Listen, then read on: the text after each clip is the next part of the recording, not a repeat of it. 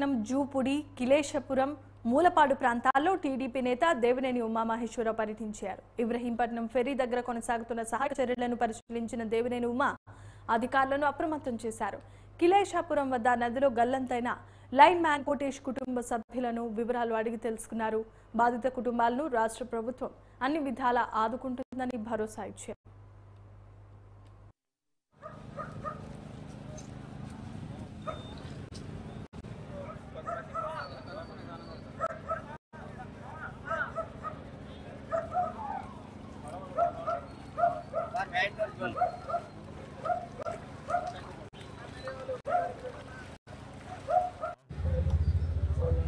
తీసుకెళ్ళడానికి ఏమో పడవలేమో సముద్రంలో తిరగడం ఇబ్బంది అవుతుంది.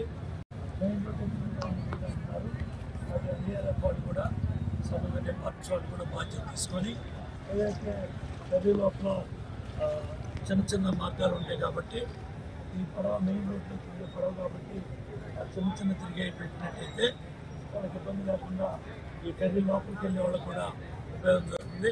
దయచేసి కృష్ణా పరివాహ ప్రాంతంలో ఉన్న ప్రతి ఒక్క గ్రామంలో ఉన్న ప్రజలందరూ కూడా నదీ ప్రాంతాలకు వెళ్ళి ఎటువంటి సాహసాలు చేయమాకండి, ప్రయాణాలు పెట్టుకోమాకండి. ఈ 1-2 రోజులు మనం జాగ్రత్తగా ఉంటే కృష్ణమ్మ వరద సముద్రంలోకి వెళ్ళిన తర్వాత మళ్ళీ అన్ని కూడా ఫ్లడ్ రిసీడ్ అయిన తర్వాత ఈ వరద తగ్గిన తర్వాత మళ్ళీ యథాస్థితి స్థితికి అందరం తీసుకురావచ్చు.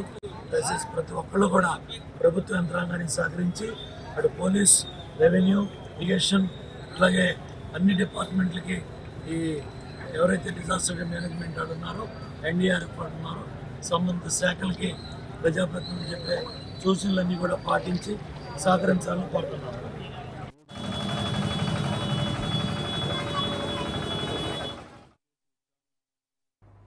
ఇవి ఇప్పటి వరకు